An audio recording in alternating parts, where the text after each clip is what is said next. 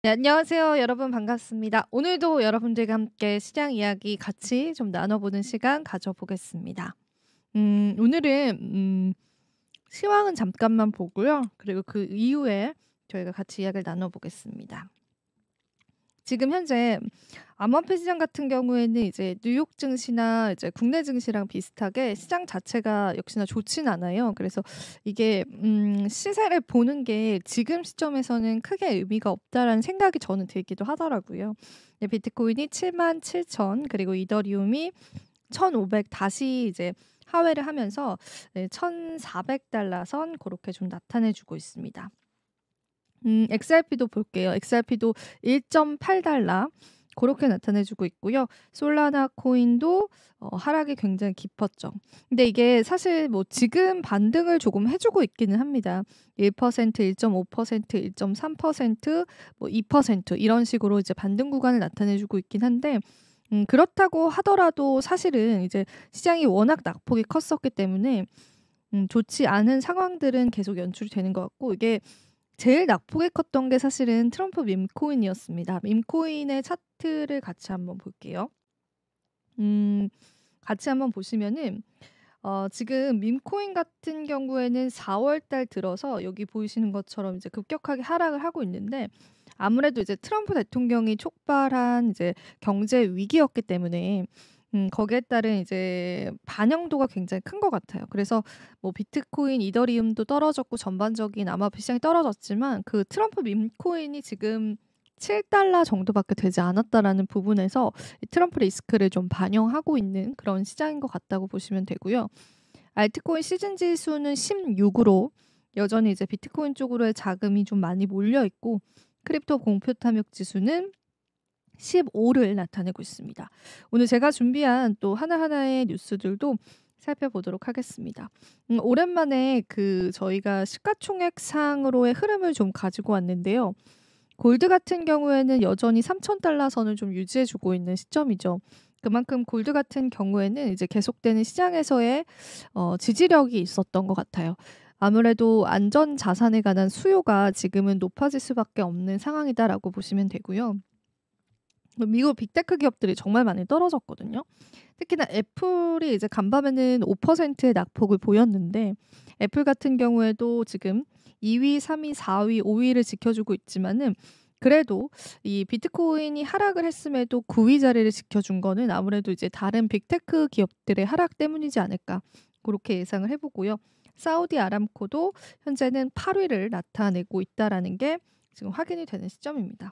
그래서 전반적으로 시장의 흐름들 저랑 같이 살펴보셨고, 뉴스도 하나하나 좀 팔로우를 해보겠습니다. 오늘 첫 번째로 다룰 헤드라인인데요. 트럼프 증시 폭락에 따라서 이제 월가 투자자들도 호소를 하고 있는데 이게 이제 묵살당하고 있다, 그런 이야기가 좀 나와서 그 내용을 좀 자세히 말씀을 드려볼까 해요. 사실 과도한 관세가 경제 위기를 촉발할 수 있다, 이런 이야기들이 좀 나오면서 월가에 있는 억만장자들, 그러니까 월스트리트의 억만장자들이 트럼프 대통령을 설득한 것으로 알려져 있어요. 근데 그럼에도 불구하고 이게 이제 무시가 되고 관세가 지금 진행이 되고, 앞서서 이제 저희가 계속 언급을 해드렸지만 중국과는 104%의 관세가 부과가 되고, 이러면서 비판의 목소리가 조금 높아지고 있다라고 합니다. 사실 이 미국의 기업의 거물들이요, 이 트럼프 대통령의 마음을 조금 잠재우기 위해서 전화를 하거나 뭐 SNS, 소셜 미디어를 통해서 본인의 의견을 피력을 하거나 혹은 주주 서한까지도 보냈다고 하는데, 그럼에도 불구하고 트럼프 대통령은 이 관세에 관해서 강경한 정책들을 계속 유지해 오고 있습니다. 사실 7일 날, 이제 현지 시간으로 7일 날 헤지펀드 억망장자들 중에 일부가요, 공개적으로 목소리를 내기 시작을 했어요. 이 트럼프 자체를 강력하게 지지해 온 윌리엄 에크먼 헤지펀드 매니저가 X를 통해서 이 잘못된 계산 때문에 세계 경제가 무너지고 있다, 그렇게 언급을 하기도 했고요. 그리고 이 석유 트레이더 억만장자인 앤드류 홀은 이 트럼프 지지자였습니다. 근데 그가 이 에크먼의 비판 발언을 듣고 자신이 과거에 한 말을 번복하는 용기가 있다라고 칭찬을 했고, 왜 다른 금융 거물들은 지금 트럼프 대통령에서 아무 말도 하지 못하느냐 이런 이야기를 했습니다. 그러니까 생각보다 월가 안에서도 트럼프의 이런 관세 정책이 반응이 그렇게 좋진 않습니다. 왜냐하면 증시가 폭락을 하고 있잖아요. 사실 이 월가 금융인들 같은 경우에는 본인들의 목소리가 무시를 당한다라는 거에 충격을 받을 수밖에 없는 분위기다라고 해요. 사실 트럼프 대통령을 후원했던 이들도 많았거든요. 근데 그들의 이야기까지도 현재는 묵살하고 있다라고 보시면 되겠습니다. 특히 2008년 금융위기 이후에 급격히 성장한 사모대출 시장의 위기 조심이 커진 게 또 금융시장을 압박을 하고 있는데요. 위험 기업의 대출을 주로 담당하는 게 이 사모대출 업체들이에요. 근데 이번에 시장 가치가 빠르게 하락을 하게 되면서요. 이 굉장히 급격한 손실을 만회를 해야 되는 상황이다라고 합니다. 그리고 사실 중국 등의 보복 관세를 경고하는 국가들에게 많은 매출을 올리는 미국 기업들이 많습니다. 그러니까 미국 기업들 역시도 중국을 통해서 매출을 올리는 거죠. 근데 이렇게 상호 관세가 부과되면은 이제 중국에서도 그거에 대한 반박을 하고 있잖아요. 그렇게 될 경우에는 이제 기업들의 운명이 걸린 일이 현재 도래하고 있다라고 하는 거죠. 근데 이제 사실 이게 지금 트럼프가 이 말을 듣지를 않아요. 그러다 보니까 오히려 이제 트럼프의 생각을 바꾸는 거는 좀 어느 정도 포기를 하고 은행을 방어하는 방안에 이제 집중을 하고 있다라고 합니다. 그러니까 살아야 되는 상황인 거잖아요. 그래서 사실 이제 에크먼 같은 경우에도 그 전에는 굉장히 비판의 목소리를 냈었는데요. 그 이후에 트럼프의 관세 정책을 내가 지지는 하긴 한다. 이제 다만 협상 시간을 주지 않고 추진하면 불필요한 피해를 일으킬 것이라고 써서 비판의 초점을 이 정책 자체에서 운영 방식 자체로 좀 변경하는 모습을 보여주기도 했습니다. 그래서 전반적으로 시장에서는 이러한 관세에 관해서 비판적인 목소리가 나오고 있습니다. 그리고 이제 제가 앞서서 말씀드린 것처럼 또 미국 국민들 같은 경우에도 이 투자 자산에 투자하는 경우가 많다 보니까 소비 심리가 위축이 되는 거죠. 그래서 그런 부분들 때문에 지금 우리가 시장에서 기다리고 있는 게 내일일 겁니다. 이제 CPI 지표 3월 달께 발표가 되고 그리고 PPI 물가 지표들이 이제 하나도 발표가 되는데 만약에 이제 물론 3월 달 CPI 지표는 관세 반영 이전이다라고 하더라도 그 이후에 나오는 이제 물가 지표들이 계속 안 좋게 나올 경우에 그때 또 한 번 증시가 충격을 받을 수 있거든요. 그래서 과연 이게 옳은 것인가 이런 이야기에 관해서 국민들조차도 최근에는 뭐 다양한 시위도 하고 목소리를 좀 내고 있습니다. 하지만 그럼에도 불구하고 트럼프 대통령은 이 관세 정책을 계속 유지하고 있다라는 게 좀 확인이 되는 시점입니다. 이게 이제 오늘 시장에서 큰 화두가 됐었죠. 트럼프가 중국에 104% 관세를 강행을 했고 한국과 일본과는 뭐 협상의 여지가 있다 이렇게 얘기했는데 이것도 사실은 일반적으로 보편적으로 부과하는 관세는 이제 그대로 갈 것 같고 이제 어떤 거를 내놓아야지 어느 정도의 협의가 이제 들어갈 것 같아서 쉽지는 않아 보이고 우리나라 같은 경우에는 지도자 공백 사태이기 때문에 이 부분에 따라서 뭐 권한대행 측의 스탠스가 있긴 하지만 그래도 조금 일본보다는 협상에서는 좀 어렵지 않을까. 근데 이제 트럼프 대통령이 간밤에 이런 얘기를 했더라고요. 일본은 본인들의 관세 정책에 관해서 불만의 의견을 표출하지 않아서 너무 마음에 든다 이런 식으로 이야기를 하면서 이제 충분히 협상에 그런 여지가 있다 그렇게 이야기를 했고 그 스콧 베센트 재무장관 자체는 이제 뭐 여러 국가들에게 공통적으로 이제 트럼프 대통령이 관세에 관해서 협상의 여지가 있긴 하다 요렇게도 언급을 하기도 했었는데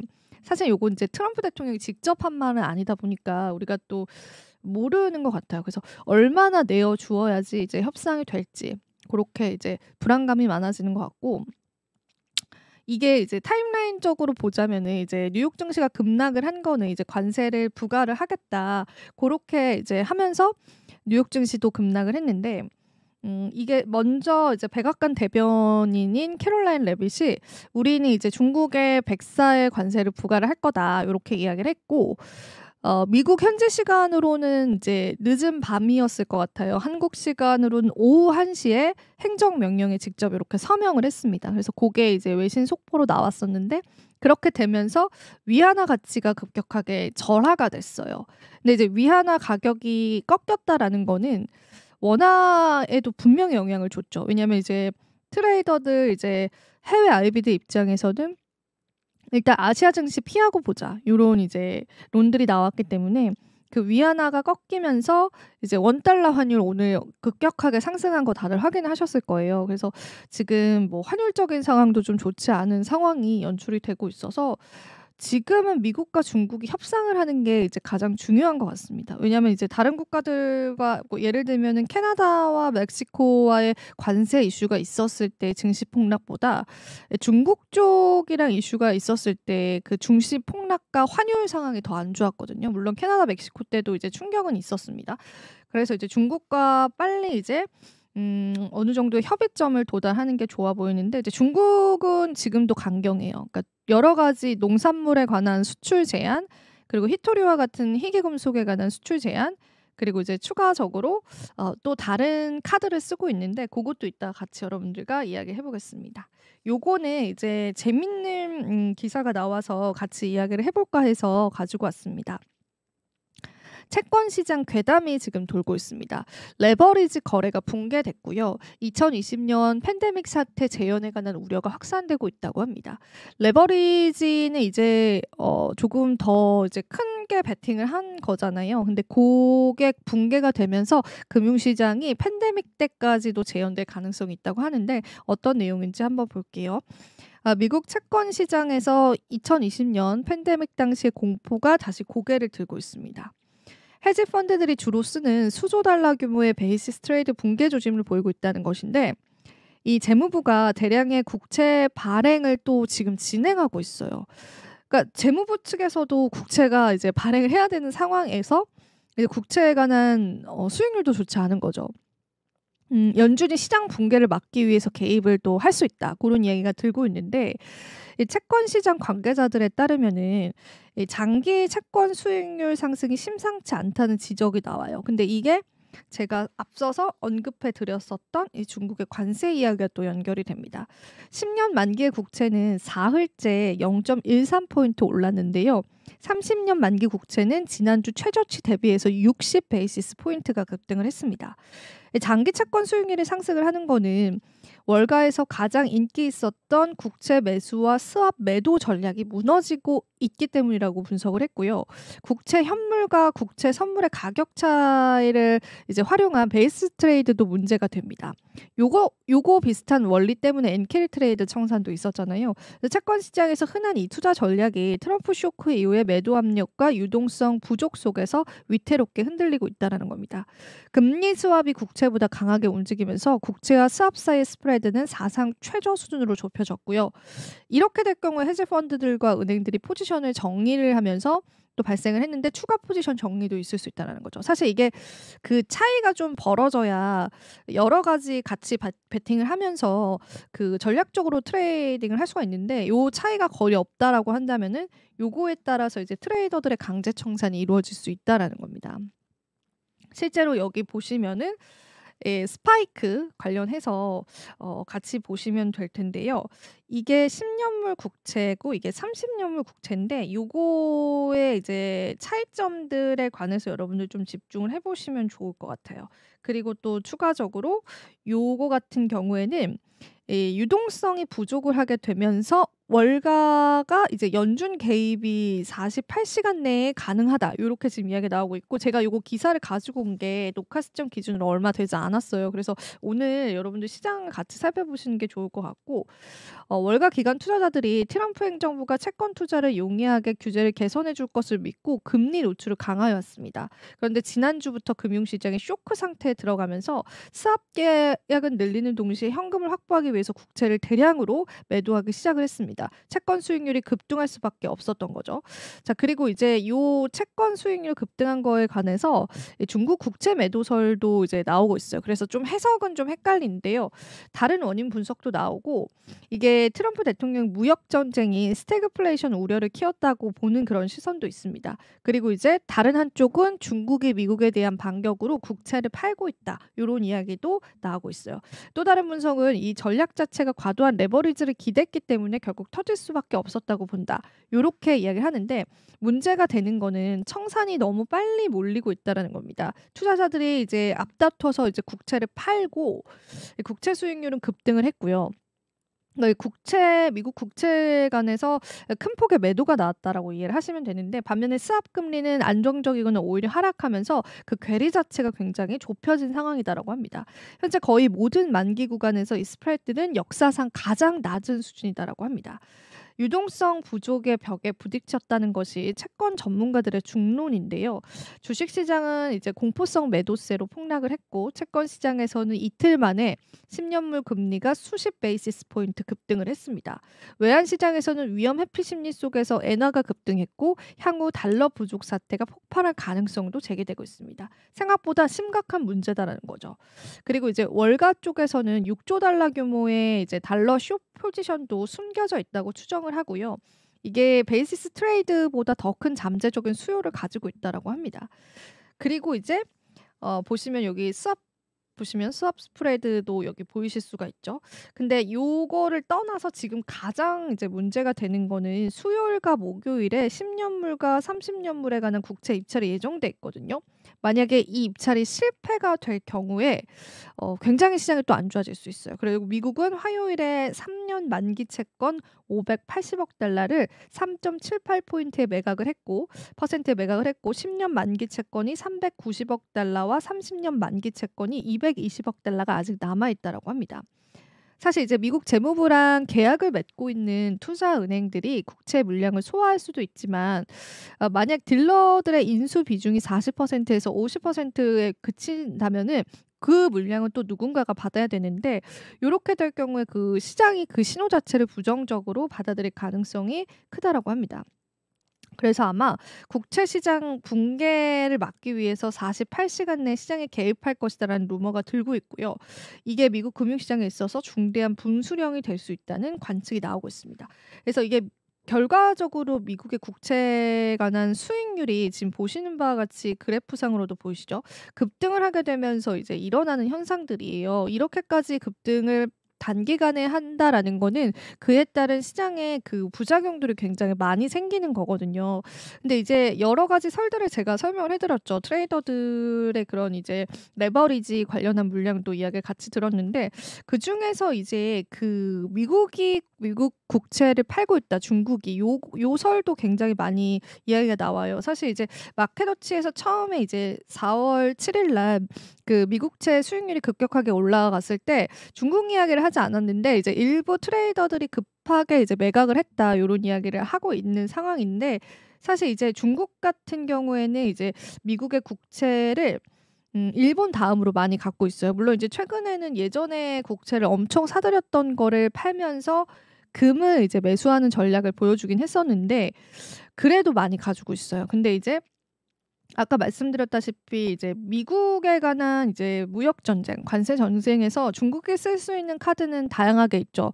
농산물 그리고 뭐 희토리와 같은 희귀 금속도 있겠지만 요런 국채 매각도 있을 수가 있습니다.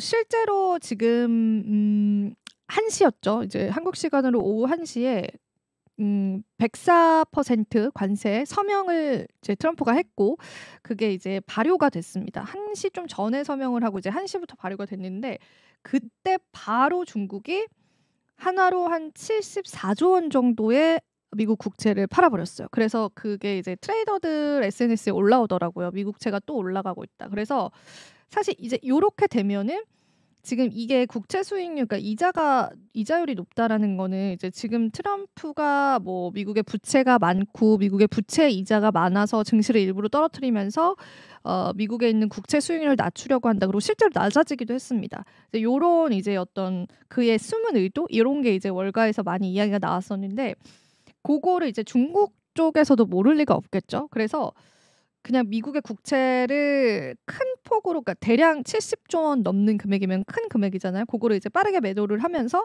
빠르게 이제 국채 수익률을 늘려버려서 미국의 부채에 관한 이자율에 부담을 좀 주는 전략을 계속 쓸 수가 있습니다. 물론 이제 지금 가지고 있는 거 대비해서 엄청 많이 판 건 아니지만은 요 카드는 이제 계속 쓸 수 있을 것 같아요. 근데 그렇게 되면은 미국은 또 이 국채 수익률 부담에 관한 걸 또 안고 가서 미국 쪽에서 또 풀어야 될 숙제가 계속 나오는 겁니다. 그래서 서로 누가 포기하냐 이런 정도의 전략들을 이제 계속 쓰고 있다라고 보시면 되고, 요거 역시도 이제 월가에서는 이제 많은 가능성이 있는 설이다 그렇게 보고 있어요. 그래서 국채 수익률이 다시금 좀 중요해졌습니다. 그래서 이제 중국의 미국채 매각에 관해서도 여러분들 관심을 가져보시면서 관세 정책과 관세 전쟁과 그 같은 맥락에서 살펴보시면 좋지 않을까 싶어서 오늘 그 이야기도 함께 나눠봤습니다. 자, 그리고 이제 암호화폐 몇 가지 뉴스도 좀 전해드릴게요. 그 이더리움이 지금 1,400달러 선을 좀 나타내고 있는 시점인데요. 이 트럼프 대통령의 가문이 진행하는 디파이 프로젝트 월드 리버티 파이낸셜 재단이 대규모 이더리움 매도를 진행했을 가능성이 있다라고 그렇게 전해졌습니다. 이게 이제 로곤체인이라고 하는 SNS 그 여러분들이 팔로우하실 수가 있어요. 트위터 X를 통해서요. 근데 이제 이 디파이 프로젝트 월드 리버티 파이낸셜 재단이 대규모의 이더리움 매도를 진행했을 수 있다라는 정황이 좀 전해졌고요. 온체인 분석 플랫폼인 룩 온체인은 이제 보고서를 통해서 이 월드 리버티 파이낸셜과 이제 관련이 되어 있는 것처럼 보이는 월렛이 이더리움 약 5,471개를 매도했다고 전해오기도 했습니다. 월드 리버티 파이낸셜은 이제 트럼프 대통령 가문이 이제 진행하고 있는 재단이죠. 근데 이제 제가 일전에도 이쪽에 관한 포트폴리오를 보여드리면서 그 이더리움을 굉장히 많이 보유하고 있다 그런 말씀을 해드렸었는데, 실제로 이제 그 가지고 있던 이더리움 매도에 관한 이야기가 좀 나왔습니다. 그래서 사실은 이제 이더리움 보유자분들은 그런 월드 리버티 파이낸셜의 포트폴리오를 보시면서도 어느 정도 그냥 마음의 위안을 많이 삼으셨을 것 같아요. 그래도 이제 이쪽도 손실을 보고 있구나 그런 이제 공감대가 좀 있기는 했었죠. 근데 이게 만약에 매도가 사실이다라고 한다면은 뭐 이더리움에게는 좀 악재가 될 수 있을 것 같습니다. 사실 이제 한화로 693억 원 이제 취임과 동시에 이더리움을 매수를 했는데, 만약에 이 재단이 9일날 이더리움을 매도했다면 큰 손해를 감소했을 것으로 보입니다. 근데 그럼에도 불구하고 매도를 한 이유가 분명히 있지 않을까 싶어요. 그래서 이 이더리움을 이제 월드 리버티 파이낸셜 재단이 매수했을 당시에 요 평균 구매가가 3,259달러입니다. 그러니까 요게 이제 지금 대비해서 굉장히 큰 폭으로 내려간 거고, 아마 대부분의 투자자분들이 3,000달러 선도 저평가되어 있다라는 이야기가 시장에 많았기 때문에 요 가격대에 많이들 사셨을 것 같아요. 근데 이제 만약에 이게 사실이다라고 한다면은 그 이더리움에 관한 매도 가격이 1,465달러 정도라고 해요. 그래서 요거를 고려를 했을 때 재단 측에서는 약 65%의 손해를 겪게 된다고 합니다. 그래서 사실상 이 이더리움 같은 경우에는 그 트럼프의 재단이 만약에 매각을 했다라고 한다면 과연 어떤 고래가 이더리움의 물량을 또 받아줄 수 있을 것인가에 관해서도 우리가 좀 고민을 해봐야 될 것 같습니다. 그래서 시장의 악재로 여러분들 같이 파악을 해보시면 좋겠습니다. 네, 이렇게 제가 또 오늘 암호화폐 시장 이야기 같이 나눠봤는데요. 자, 오늘 또 시장에 다양한 이야기들이 좀 있었습니다. 일단 관세에 관한 리스크들이 해소가 되는 게 우리 시장을 긍정적으로 바라볼 수 있는 첫 번째 신호가 된 것 같습니다. 참고 잘 해보시길 바라고요. 저는 오늘 여기서 인사드려보겠습니다. 시청해주신 여러분 고맙습니다.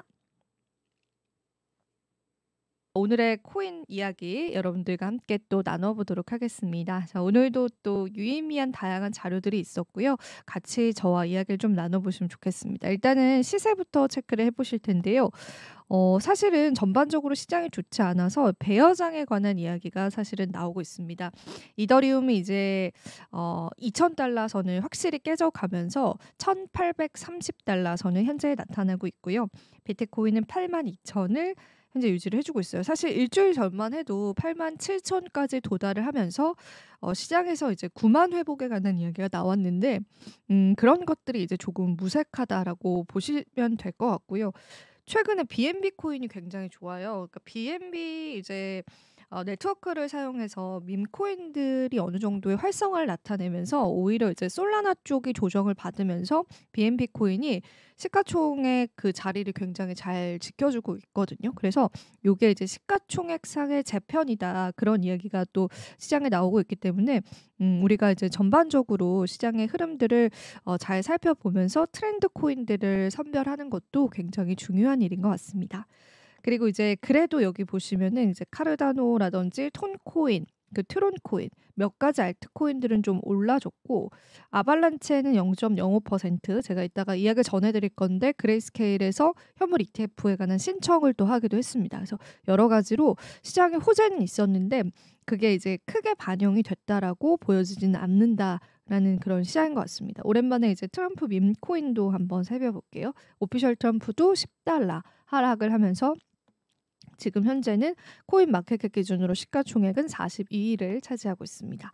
자, 오늘 준비한 내용들 하나하나 같이 살펴보도록 할게요. 오늘도 이제 많은 내용을 준비를 했는데 제가 할 수 있는 만큼만 여러분들과 함께 이야기를 좀 나눠볼게요.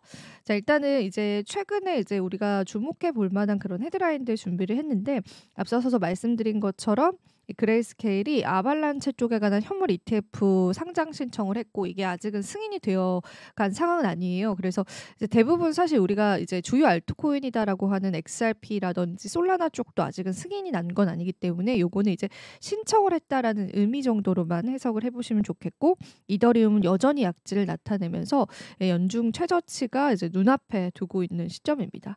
그리고 이제 지금 XRP와 시바이누도 동반 급락을 하면서 주요 지지선이 이제 붕괴될 가능성이 크다고 해요. 그래서 사실 XRP도 그 소송을 아예 철회를 했던 그런 이슈가 있었음에도 불구하고 시장에서 보시면은 상승이 나와주지 않아요. 그래서 이런 재료들이 이제는 선반영되지 않았나 그런 이야기들이 좀 시장에 나오고 있다고 보시면 되겠습니다. 자, 요거는 이제 실제로 그레이스케일이 아발란체에 관한 현물 ETF 상장 신청서를 제출했던 서류의 일부분을 발췌를 해왔고요.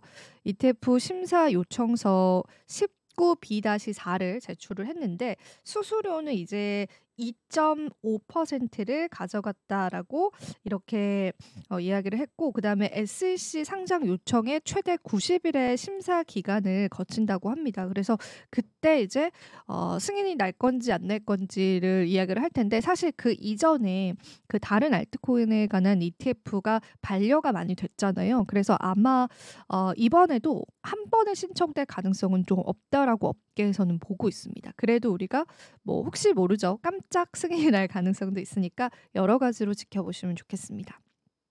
자, 그리고 요거는 이제 우리가 사실 깜빡 잊고 있었어요. 테슬라에 대해서. 왜냐면 이제 얼마 전에 또 오늘 기사 보니까 스트래티지가 비트코인을 추가 매입했다는 소식이 들리더라고요. 근데 이제 보시면 이제 테슬라도 지난 이제 연해 그 연산을 해봤을 때 작년 한 해를 이제 결산을 했을 때 비트코인에 관한 추가 매입을 1,700개 이상 늘렸다고 합니다. 그래서 사실 테슬라가 예전에는 이제 비트코인을 많이 매집을 하면서 그게 또 시장의 호재가 되기도 했었고 이제 워낙 일론 머스크라는 인물이 강했고 테슬라 주가도 그때는 좋았었죠. 그래서 이제 테슬라가 얼마나 많은 비트코인을 보유하고 있느냐도 시장의 관심사였는데 그러면서 이제 스트래티지 같은 기업들이 워낙 급부상을 하면서 시장에서 관심도는 살짝 떨어졌습니다. 근데 이제 아무튼 이제 테슬라도 일부 물량 비트코인을 매각하기도 했었어요. 그래서 이제 이익을 이제 내기도 했었는데 작년에는 그래도 추가 매입을 들어갔더라고요. 그래서 현재 비트코인 총 보유량은 11,500개 정도 보유를 하고 있는 시점이고요. 뭐 엄청난 폭으로 스트래티지 대비해서 막 샀다 이렇게 볼 수는 없지만 그래도 이제 테슬라 측에서 그리고 기업 측에서의 비트코인 매집은 계속 이루어지고 있다고 우리가 해석을 해볼 수 있는 대목인 것 같습니다. 여기서 또 한 가지 말씀드리고 싶은 부분은 스페이스X라고 하는 상장이 되지 않은 일론 머스크가 이끌고 있는 회사이기도 하죠. 너무 유명하죠. 이 회사 같은 경우에도 지금 현재 코인베이스의 비트코인을 보유하고 있는 보유량 등이 상당히 큽니다. 그래서 이 일론 머스크는 테슬라를 통해서도 비트코인을 매집을 하지만 이 스페이스X를 통해서도 이제 비트코인을 매집한다고 여러분들이 보시면 좋을 것 같습니다.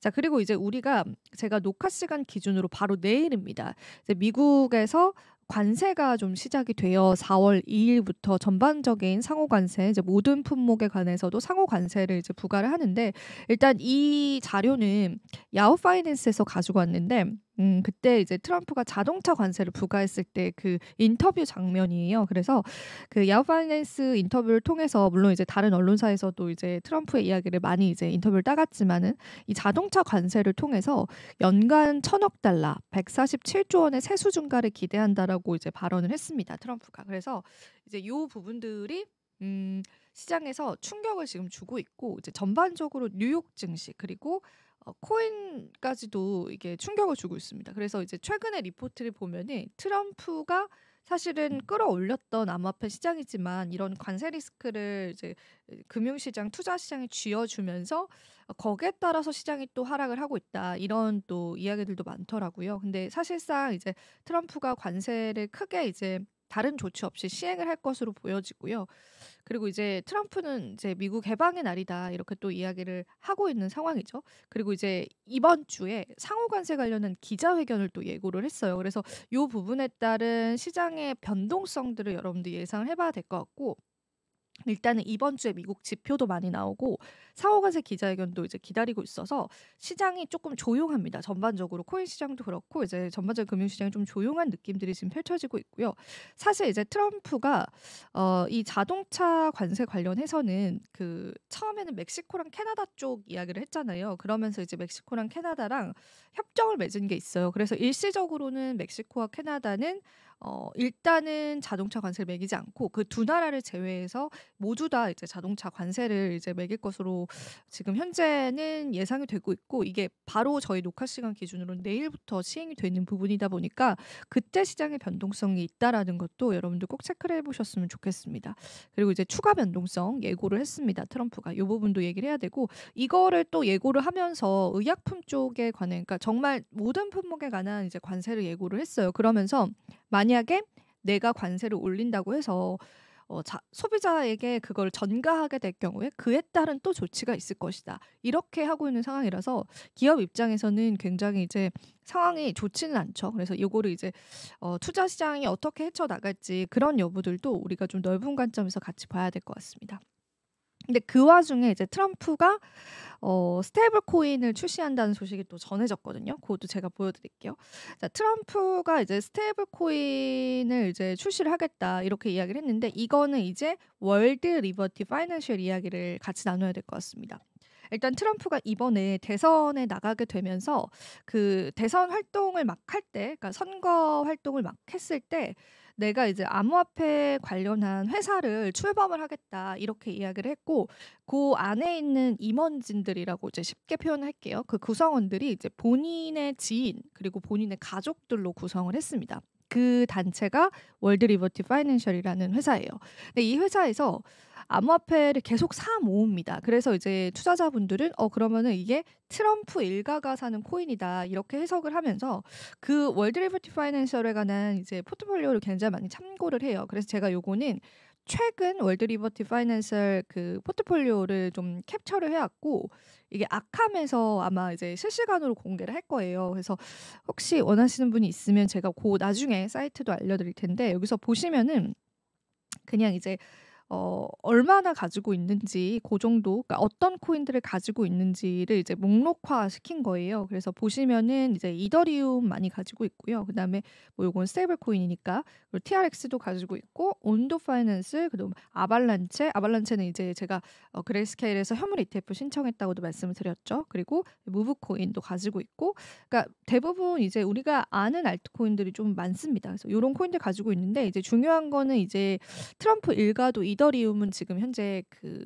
손실 중이에요. 큰 손실 중이고 이제 트럼프 일가들이 이제 월드 리버티 파이낸스에서 가지고 있는 알트코인들이 다 수익이 아니거든요. 그러니까 손실이 난 그런 코인들은 많아서 요런 거 보면은 이제 확실히 시장을 예측하기가 쉽지는 않을 것 같아요. 그러니까 그 월드 리버티 파이낸셜도 이제 이더리움이 어느 정도 이제 평단가가 굉장히 좋다라고 생각을 해서 매수를 했을 텐데 이더리움 손실액이 이제 우리만큼 꽤 큽니다. 그래서 그런 부분들도 참고를 해보시고 근데 이제 문제가 되는 거는 이제 트럼프가 스테이블 코인을 출시를 하겠다 이렇게 이야기를 했는데 그 사실 지금 트럼프 행정부가 들어오면서 요 이야기는 제가 여러 번 이제 말씀을 드렸는데 처음 시청하시는 분들도 있기 때문에 한 번 더 개념을 잡아드릴게요. 그 스테이블 코인을 출시를 하겠다라고 이야기를 하기 이전에 그 암호화폐에서 스테이블 코인을 이제 육성을 하겠다. 스테이블 코인 법안을 굉장히 구체화시켜서 그거를 이제 미국 내에서 많이 사용하게끔 하겠다. 요렇게 이야기를 했는데 그럼 스테이블 코인이 어떤 코인인지 이제 한 번 더 개념을 잡아드릴게요. 우리가 이제 암호화폐 생태계 내에서 거래소 내에서 예를 들면은 예치금 같은 거죠.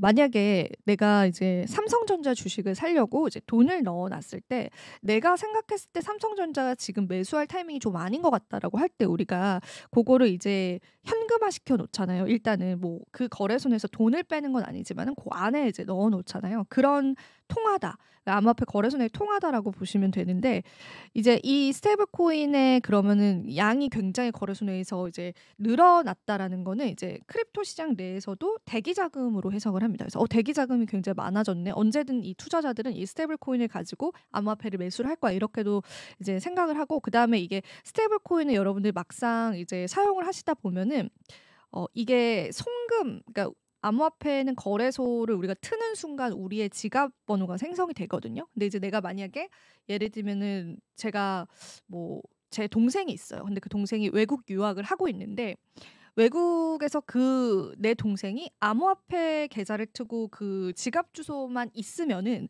저는 그 동생에게 스테이블 코인을 보내면서 용돈을 보내줄 수 있어요. 근데 요 과정을 만약에 은행을 거치게 되면은 뭐 시간도 시간이지만 수수료가 굉장히 또 많이 들거든요. 근데 이제 이 스테이블 코인은 여기 보이시면은 테더께 가장 유명한데 이 만약에 내가 이 1테더 그러니까 이 스테이블 코인을 사려고 하면은 이제 1달러를 내면 됩니다. 그래서 달러와 연동된 스테이블 코인이 굉장히 이제 많이 쓰여요. 그래서 얼마 전에 XRP에서도 요 달러와 연동된 스테이블 코인을 출시를 한 거예요. 그래서 예를 들면 내가 미국 유학가 있는 동생한테 용돈을 보내주고 싶어. 그러면은 그 원화를 업비트에서 스테이블 코인으로 바꿉니다. 그래서 그 스테이블 코인을 내 동생의 계좌로 그냥 보내주면은 한 5분 안에 전송이 되거든요. 그럼 동생은 그 스테이블 코인을 그냥 본인이 사용하고 있는 거래소에서 달러로 바꿔서 인출해서 쓰면 돼요. 그러니까 너무 편리한 거죠. 이게 사실은. 그래서 이게 실제로도 이거는 이제 통계적으로 완전 확정은 아닌데 동대문에서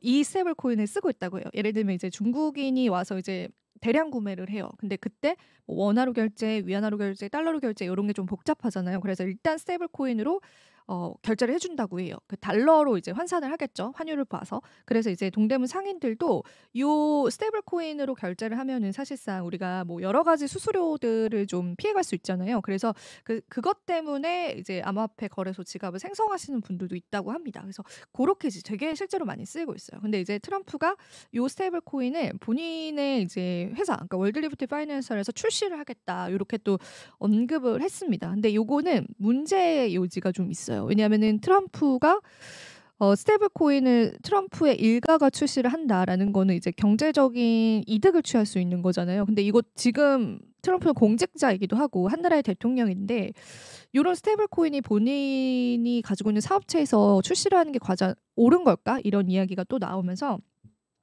크립토 이제 전문가들은 요거는 좀 아니다. 그러니까 생태계를 어지럽히는 행동일 수 있다. 그런 시선이 사실 있습니다. 물론 이제 정책적으로 암호화폐를 육성을 할게라고 하는 것까지는 우리한테 너무 고맙죠. 근데 이제 본인이 직접 그 사업에 뛰어들어서 스테이블코인 출시하겠다. 요거는 이제 또 문제가 있다라고 보여지고요. 그래서 사실은 요 트럼프가 이 스테이블 코인을 계속 이제 많이 사용하자라고 했던 거는 우리가 지금 우리나라도 그렇지만은 지금 CBDC를 굉장히 육성하려고 하잖아요. 그러니까 CBDC가 디지털 화폐죠. 근데 이 CBDC를 중국은 지금 엄청 많이 쓰잖아요. 근데 이렇게 CBDC를 이제 각 나라들이 본인들의 CBDC를 쓰게 되면은 미국의 이제 달러 패권의 그 힘이 좀 사라져요. 그래서 야 디지털 통화 쓸 거면은 달러 기반의 스테이블 코인을 써. 요런 그런 주의거든요. 그래야지 이 달러의 어떤 위치를 회복하고 달러의 위치를 지킬 수 있다고 생각한 것 같아요. 근데 저는 좀 똑똑하다고 생각을 합니다. 왜 암호화폐를 자꾸 이렇게 접근을 하면서 밀었을까? 근데 이제 그 이면에는 이게 달러 패권을 내가 지켜야 되는데 보니까 크립토 생태계에서 달러 기반의 스테이블 코인이 너무나 잘 쓰이고 있어. 그럼 이게 국가적인 사업으로 확장시켜서 이거를 많은 사람들이 쓰게 하자. 그럼 많은 사람들이 이제 또 달러를 기준으로 스테이블 코인으로 바꿔서 거래를 하게 되겠지. 근데 만약에 이제 많은 각국 나라들이 CBDC를 사용하게 되면은 뭔가 이제 통화 질서가 재편될 가능성이 있잖아요. 물론 미국은 계속 강대국이긴 하지만은. 그래서 여러 가지를 이제 본인이 생각을 했던 것 같아요. 그래서 지금 백악관에서는 지금 백악관의 크립토 차례에서 가장 큰 과제는 비축 자산이 아니라 제가 볼 때는 이 스테이블 코인을 얼마나 빨리 육성을 시킬 것이냐입니다. 그래서 지금 이제 스테이블 코인 관련한 법안을 트럼프가 아예 명령을 했어요. 빨리 이제 상반기 내에 그거를 빨리 완성시켜서 요 스테이블 코인을 많이 쓰게 하자. 근데 중요한 거는 무조건 달러 기반의 스테이블 코인입니다. 다른 거 기반의 스테이블 코인도 있거든요. 그런 거는 이제 사용을 그는 원하지 않을 겁니다. 근데 이제 중요한 거는 지금 트럼프가 스테이블 코인을 출시를 하겠다. 본인의 회사에서. 요거는 이제 문제의 요지가 충분히 있다고 보여지고요. 실제로 트럼프가 그 크립토 관련한 인사를 지명을 했거든요. 근데 그분은 제가 예전에도 이제 소식을 다른 방송에 전해드렸는데 그분 같은 경우에는 본인이 지금 암호화폐 지분으로 투자해 놓은 그런 게 있었어요. 회사들을. 그게 이제 더 가지고 있으면 이득이었는데 내가 이제 크립토 관련한 판단을 내리는 공직자로서 그 업계에 실질적으로 몸담고 있는 게 옳지 않다고 생각을 하셨는지 그 모든 그 지분을 다 청산을 하셨거든요. 이런 게 조금 더 옳다라는 시선이 있는 거죠. 근데 이제 트럼프는 이제 적극적으로 이제 본인의 얼트리부트 파이낸스에서 스테이블코인까지 출시를 하겠다 이러고 있는 상황이라서 이 부분에 관한 업계 시선들은 굉장히 엇갈린다고 보시면 되겠습니다. 이번 기회에 여러분들도 스테이블코인이 어떤 건지에 관해서 그리고 이제 트럼프가 왜 스테이블코인을 계속 이제 사용하게끔 독려를 하는지에 관한 그 숨은 의도에 관해서 여러분들 좀 아셨으면 좋겠습니다. 그리고 이제 마지막으로 몇 가지 뉴스를 좀 언급을 해드리면서 오늘 좀 마무리해 보겠습니다. 일론 머스크가 실제로 도지코인을 이제 비판은 아니고 약간 선을 긋는 모습을 보여줬어요. 그래서 실제로 이 이야기가 나오고 도지코인이 5% 정도 급락을 했거든요. 같은 이름을 사용해서 화제를 모았던 미국의 정부 효율부 도지와 도지코인 사이에 어떠한 연관성이 없다라고 이제 그가 직접 발언을 했습니다. 일론 머스크 같은 경우에는 타운홀 미팅에 참여해서 둘의 이름이 같은 것은 맞지만 뭐 둘 사이에 어떤 연관성이 없다. 그게 뭐 내가 도지코인을 좋아해서 이 정부 효율부를 도지라고 지은 게 아니다. 막 이렇게 아예 선을 그어버렸거든요. 그래서 도지코인이 지금 약간 사실 일론 머스크가 도지파파잖아요. 그래서 이 도지코인을 끌어올렸던 인물이라서 이제 커뮤니티에서는 이제 도지의 이런 발언들에 좀 상처를 받고 있는 상황이에요. 그래서 이제 도지코인이 좀 하락을 하고 있는데 뭐 시세는 또 금방 회복될 수 있기 때문에 우리가 계속 지켜봐야 될 것 같습니다. 그래서 뉴스로 한번 여러분들 팔로우 해보시고 그다음에 요거는 이제 벵가드 쪽 이야기를 좀 해드릴까요? 벵가드는 세계 최대 자산 운용사입니다. 제가 이제 블랙록 이야기를 해드리면서 블랙록은 일경이라는 자금을 굴리는 정말 큰 자산 운용사다. 벵가드가 그에 못지않은 정말 세계 최대 자산 운용사예요. 그러니까 벵가드가 출시하고 있는 ETF 상품이 대표적으로 나스닥, S&P, 우리 국내 이제 투자자분들도 많이 투자를 하시는 그런 이제 투자 운용 상품들을 굉장히 많이 출시를 하고 이제 그 부분에 관해서 이제 굉장히 많은 자본을 운용을 하는 그런 벵가드예요. 근데 그런 벵가드가 암호화폐를 이제 대놓고 비판을 하죠. 요거는 이제 실제로 벵가드 같은 경우에는 블랙록이 이제 비트코인 현물 ETF를 출시했다고 해서 우리는 할 마음이 없다. 그리고 가상자산에 관해서 굉장히 이제 보수적인 태도를 굉장히 취해왔었습니다. 벵가드 굉장히 유명한 회사죠. 근데 이제 요 회사가 비트코인에 간접 투자를 시작을 했다. 정말 놀라움을 금치 못하겠다. 이런 이야기가 또 나왔는데 그게 어떤 거냐면 제가 지난번에도 워렌 버핏이 암호화폐는 쥐약과 같다라고 하면서 노홀딩스의 지분을 10% 취득하고 노홀딩스는 암호화폐 거래소를 운영하는 회사다. 이렇게 해서 간접 투자를 하고 있고 암호화폐를 통해서 어쨌든 이득을 많이 취하고 있다. 이런 이야기를 해드렸는데 벵가드도 마찬가지입니다. 게임스탑이라는 회사가 대놓고 비트코인을 매집을 하면서 비트코인 매집을 위해서 전환 사채를 발행을 하면서 그때 주가가 좀 확 뛰었었거든요. 물론 지금은 다시 이제 제자리를 찾아가고 있지만 근데 그 뱅가두의 최대 주주가 그 게임스탑의 최대 주주가 결국 뱅가드입니다. 그래서 결과적으로는 뱅가드 역시도 비트코인에 간접 투자하고 있다라는 그런 이야기가 또 나왔어요. 그래서 우리가 요 기사는 좀 장기적으로 긍정적으로 좀 해석을 해볼 수 있다고 보시면 될 것 같습니다. 자, 이렇게 해서 오늘 암호화폐 이야기 여러분들과 함께 잘 나눠봤습니다. 오늘도 도움 되셨을 시간이길 바라고요. 저는 다음 이 시간에 다시 찾아뵐게요. 시청해주신 여러분 고맙습니다.